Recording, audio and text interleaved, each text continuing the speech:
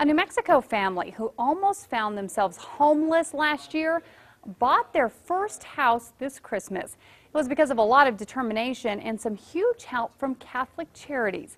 Here's their story in today's New Mexico Work segment.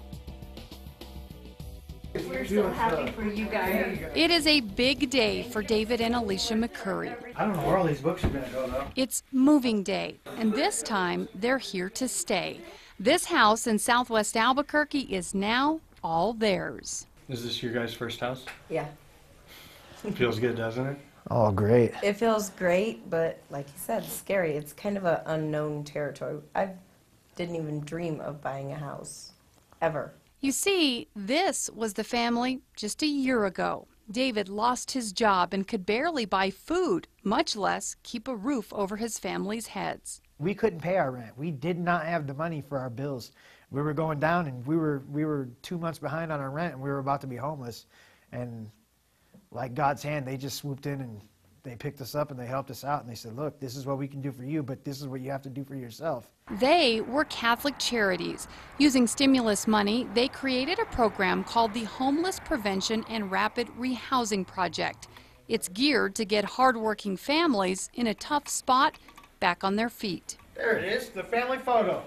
That is perfect. Today, both Alicia and David have full-time jobs, and they have a house that they can call their own. You actually have to wake up every morning and kind of pinch yourself and say, hey, you're actually awake, man. You're actually buying a house. Is that going to work for you? The McCurrys have a new outlook on life these days.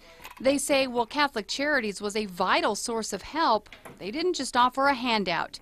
They made them work for everything they got and provided valuable tools that will help them succeed for the rest of their lives, from help writing resumes and finding a job to counseling them on finances.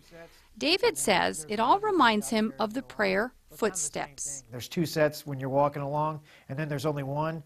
But after you see the one set of footprints, it's not Catholic Charities carrying you, it's you carrying yourself. They're just there with you, as a guide. Alicia says this picture sums it up for her. What dreams are made of. The McCurrys say the purchase of their new home is bittersweet. It's a foreclosure, which means the family who used to live there is now in a tough spot that the McCurrys were once in. They just want people to know there is help out there. Now, if you know of a success story for our New Mexico Work segment, email me at kim.valles@krqe.com.